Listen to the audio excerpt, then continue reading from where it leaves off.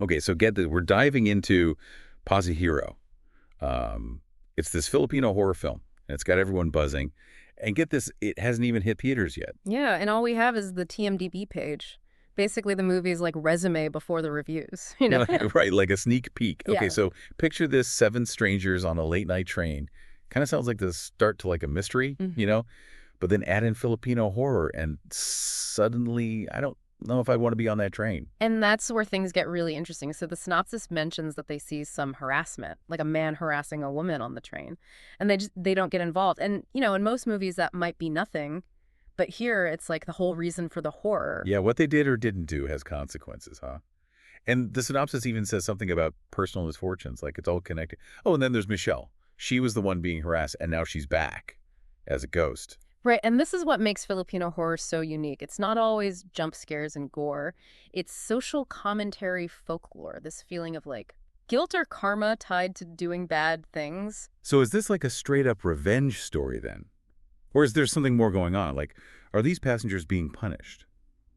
Or are they being forced to confront their guilt?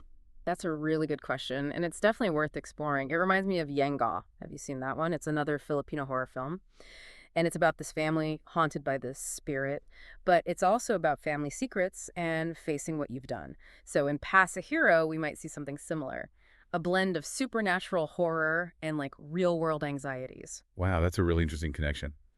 Okay, so we've got this bystander guilt, supernatural revenge, all happening on this train late at night. But before we get too far into it, I have to know more about the people behind the film.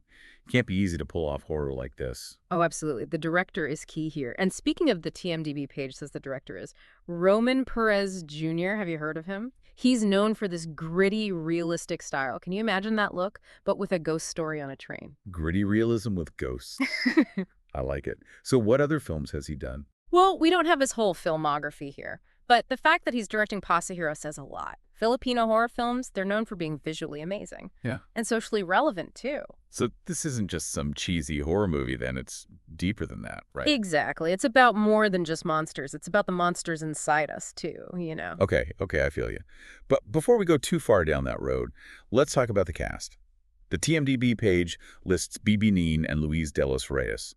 They're pretty big names, right? Oh, yeah, they're both super talented, very well respected in Filipino film. They've done a lot of drama and thriller stuff, so seeing them in horror should be interesting. Definitely, they can definitely bring the drama. But what about being haunted by a ghost on a train? That's a whole other level. Right. And don't forget, Pasahero is in post-production still. So they're still finishing it up, maybe adding some last-minute scares? Exactly. That's part of the fun, isn't it? It's like we're getting a behind-the-scenes look before the show even premieres. This TMGB page is like a sneak peek. I know, it's like that feeling before a roller coaster. You're strapped in, you know. It's going to be wild. Exactly. And from what we've seen so far, Pasahero is going to be one heck of a ride. I can't wait. But before we get too caught up in all that, let's go back to that bystander guilt idea. That seems to be a big part of the story. I mean, this whole bystander guilt thing, especially now with social media everywhere you look, makes you think, would you do anything if you saw something like that happening? Yeah, it's a tough question. And you're right, social media changes things. Like on the one hand, we see more of what's going on, but then again, it's like someone else will do something, right? Totally. It's like that bystander effect. But then add Filipino horror into the mix with the karma and the Yes. consequences, makes it even more intense. For sure. And that's what makes that resolution part so interesting. Remember at the end of the synopsis, what does that even mean in this context? Right. Does it mean they like make up for not doing anything? Or maybe just accepting what happens because of it? Yeah, it's weird, right? Usually resolution is a good thing. But here it feels almost, I don't know, kind of creepy. Like, what if it's not about forgiveness? What if it's about facing something much darker? Right, that ambiguity keeps you guessing. This isn't just a simple horror flick. It makes us think about good and evil in us and what happens because of the choices we make. Deep stuff. It's like Pasa Heroes holding up a mirror, making us ask the hard questions. And we haven't even seen the movie yet. I know, right? That's the cool thing about exploring it this way. Through the TNRD page, these little mysteries stick with you, even after it's over. It's like we got a glimpse into this world, and now it's up to us to figure out the rest. So to everyone listening, put yourself on that train for a second.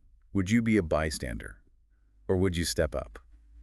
Maybe Pasahero is the film that gets us all thinking about who we are when it really counts.